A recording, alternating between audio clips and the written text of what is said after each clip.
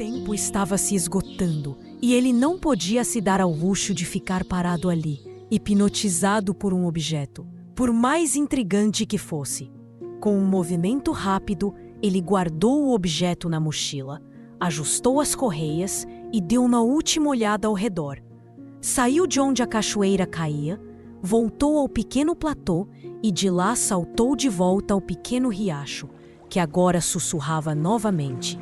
Ele se virou e começou a subir de volta pela trilha íngreme. O frio tornou o caminho ainda mais incômodo. Mesmo cansado, forçou-se a acelerar os passos. Depois de 2 horas de interminável subida, João alcançou a nascente do Riacho dos Sussurros, um rasgo na rocha de onde a água vertia. Não existia trilha a partir dali, mas ele sabia a direção que deveria tomar. João seguiu por mais meia hora e, com o véu da noite já totalmente estendido sobre o mundo, chegou ao mirante da Rocha Negra, o mais alto dos mirantes do Vale do Javali. O ar estava frio e cortante, e a lua, quase cheia, lançava uma luz prateada sobre a paisagem, revelando contornos fantasmagóricos das árvores. Um último trecho de descampado, uns 100 metros, o separava do portão fortificado do mirante. A estrutura imponente erguia-se à frente, suas muralhas de pedra negra refletindo a luz da lua, enquanto lamparinas fixadas nas laterais iluminavam o chão à frente. João tirou a mochila das costas e a colocou no chão à sua frente. Ao fazer isso, notou a ponta da flauta esmeralda que ficara para fora da mochila, seu brilho suave na escuridão. A sensação de medo e curiosidade que haviam em parte desaparecido durante a caminhada voltaram à tona, como uma corrente elétrica percorrendo seu corpo. Ele hesitou por um momento, os dedos tremendo levemente ao tocar o objeto. Não era hora para se preocupar com isso. Com um suspiro, ele puxou o velho manto desgastado que trazia consigo.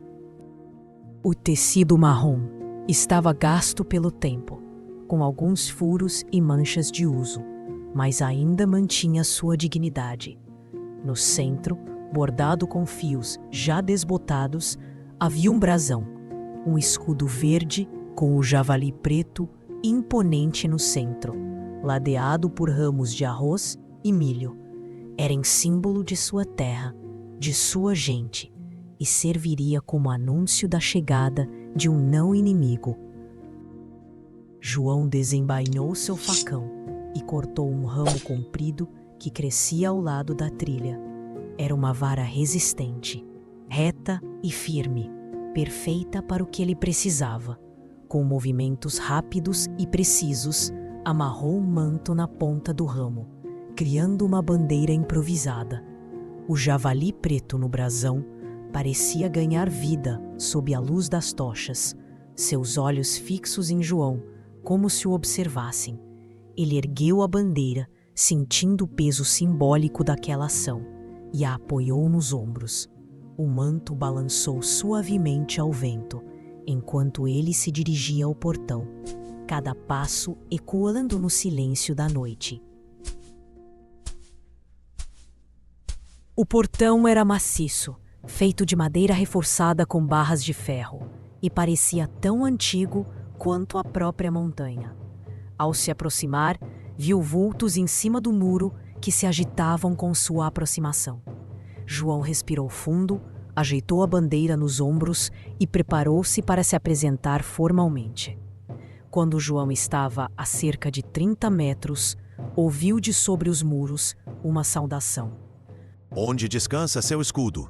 Perguntou uma voz firme, ecoando na escuridão. "Onde as cigarras cantam e o javali faz seu ninho." Respondeu João, sua voz clara, mas contida. Ele parou imediatamente, sem ousar dar mais um passo. Embora tivesse certeza de que seria bem recebido, seu coração batia rápido, a apreensão apertando seu peito como uma mão invisível. O silêncio que se seguiu foi cortado pelo rangido alto e lento das dobradiças do portão, que se abriu apenas o suficiente para que 3 homens passassem lado a lado. Os 3 soldados saíram, parando do lado de fora dos muros. Cada um trazia uma lança nas mãos, as pontas de metal cintilando sob a luz das tochas. Eles se posicionaram em formação, seus olhos fixos em João, avaliando-o com uma mistura de curiosidade e desconfiança. Chegue mais perto! Bradou um dos soldados, sua voz grave e autoritária. João obedeceu, avançando lentamente até ficar a cerca de 3 metros dos homens. Manteve a postura ereta, a bandeira improvisada ainda apoiada nos ombros, o javali preto do brasão parecendo observá-lo de cima. Quem é você? Perguntou uma nova voz, agora muito mais velha e desgastada pelo tempo, vinda de cima dos muros. João ergueu o olhar e viu uma figura calva, envolta em sombras, recortada contra o céu estrelado. A voz parecia carregar o peso de décadas de autoridade e sabedoria. Sou João Silva, filho de Benedito Silva e Helena Silva. Respondeu ele, mantendo a voz firme. Houve uma pausa. Um silêncio pesado, que parecia durar uma eternidade. João sentiu o olhar da figura acima dele, penetrante e calculista, como se estivesse vasculhando cada detalhe de seu rosto, de suas roupas, de sua postura. João da família Silva, não se parece com você. A voz finalmente ecoou, lenta e deliberada. João sentiu um frio percorrer sua espinha, mas manteve-se imóvel. Enquanto os soldados assumiam uma postura ainda mais intimidadora, ele sabia que qualquer movimento brusco poderia ser interpretado como uma ameaça.